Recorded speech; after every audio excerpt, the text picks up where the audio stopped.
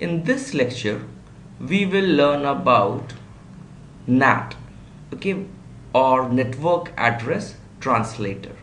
So what is a Network Address Translator? And why is it used? So we will answer these questions. So let's say we are a small enterprise, okay, and initially we said that okay, we have two IP addresses, or let's say four IP addresses we got from an ISP, and they were 200.24.5.8, then 5.9, 5.10 and 5.11. so we got four IP addresses, and we thought that okay, we four people were there, and we thought that would be sufficient enough to run our office, and we all assigned four 1 IP addresses to each of our machines. Then what happens is our business started to boom, and we recruited around 200 people, okay, or let's say just 25 people initially, okay, in between.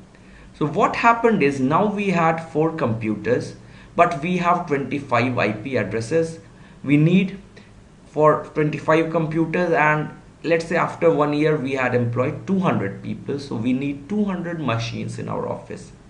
But the thing is, we asked our ISP, and he said that okay, sorry, I have already allocated anything before this one or after this one. So before this 200.24.5.7, previous to this, or 200.24.5.12, anything afterwards they have already been taken. So this is a scenario where I'm ready to pay also, but I will not get IP addresses, because before my IP address range and after my IP address range, everything is taken by other people, okay. So one problem is this: so you have the money, then also you cannot buy contiguous IP addresses.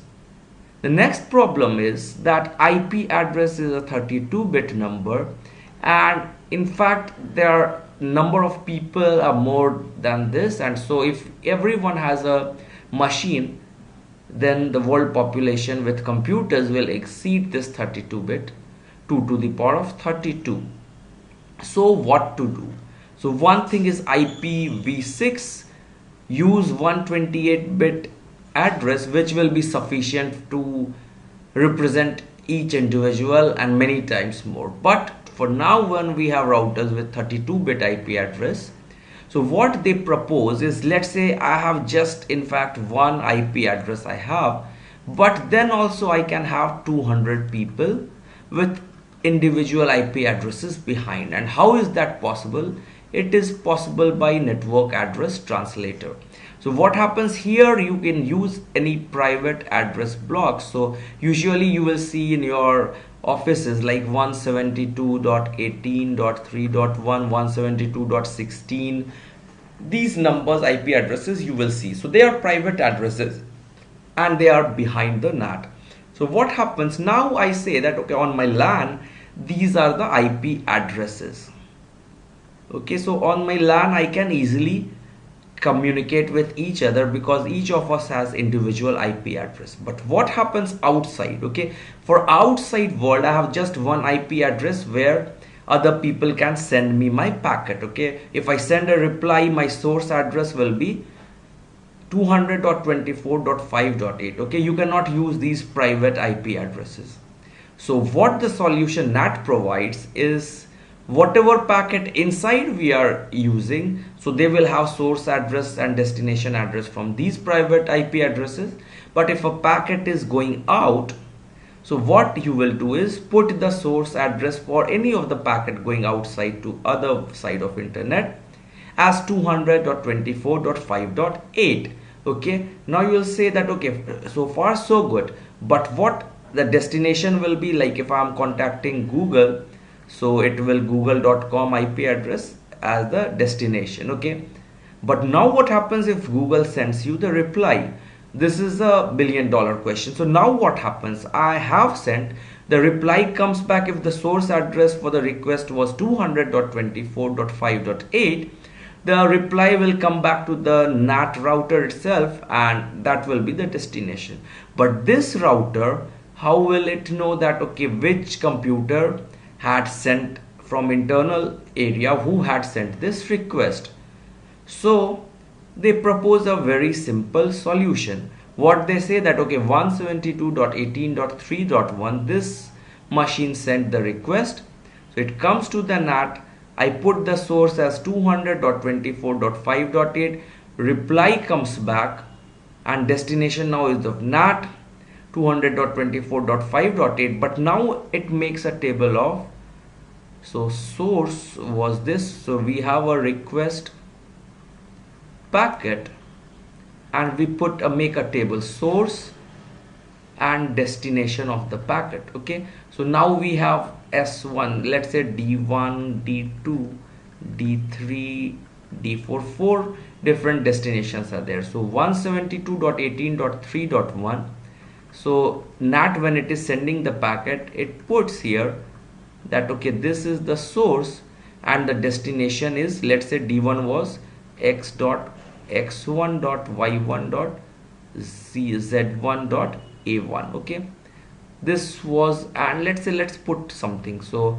205.26.3.1. so when the reply comes back from here, so the source address is this and destination will be 200.24.5.8. but from this table now it will know that okay, destination was this, so your IP address to which I should return it is 172.18.3.1. okay, so example, let's say 172.18.3.5 is sending to D4, which has an IP address of 65.24.71.2.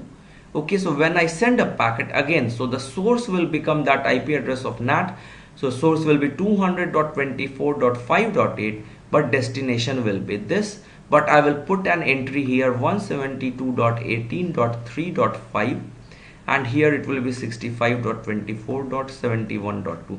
so when the reply comes back, source address is this, from the NAT table I will find that okay, this is the corresponding internal address to which I have to send, and I will send.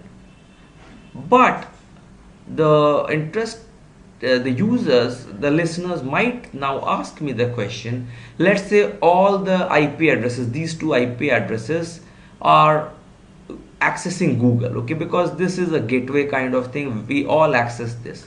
Now if both of them access google.com, then for both of them the table, the destination will become the same, okay, so that will be a problem. Then this should fail, this table will fail, because for both 3, 1 and 5 it will be the destination will be Google's IP address. Okay, so now I cannot know, okay, should I send it to 172.18.3.1 or 3.5. okay, so we should extend this table. Now let's try to see. So first thing that we told that okay, destination is this one, source is this. So what we do now, first of all, source was that of NAT address, destination remains the same, but I add this private address here and external address is this. So when the reply comes back, destination address is okay, so that of NAT, but I find from here that okay, based on this source I know this was the one who requested the reply.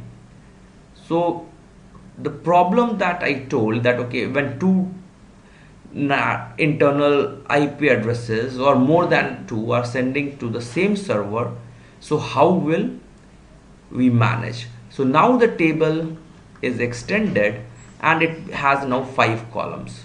So one is the private address as before, 172.18.3.1 and 3.2.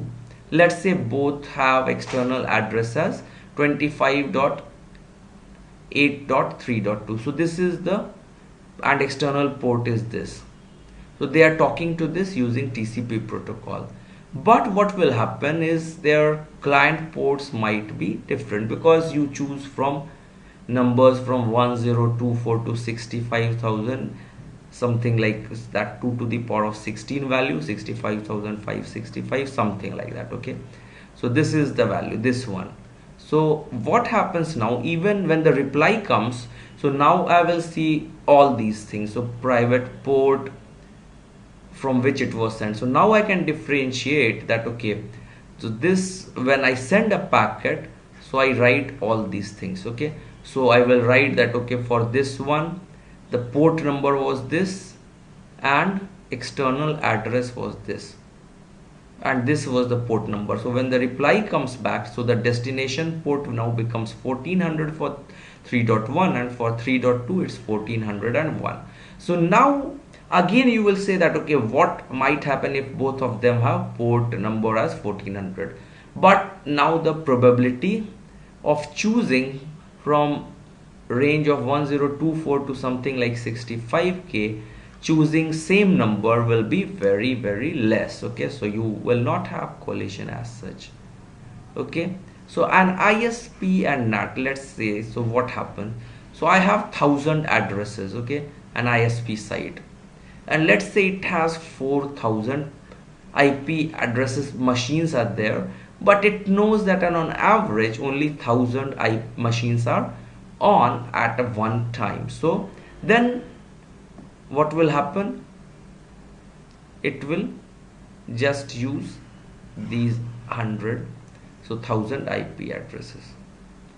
So this is about NAT. Okay, so it helps in what sense, that even if you have one IP addresses outside for your NAT router, then also inside your campus you can have many different machines, thousands of machines also, and based on that NAT table it will be able to, you will be able to contact. But one important note, okay, that is that only when you initiate a client from inside the network, private network, if they initiate a request to Google or any server, then only your reply will be sent back. But Google or any other people cannot contact you inside to each person, because they only know the outside address. So I hope you understand this. Thanks a lot.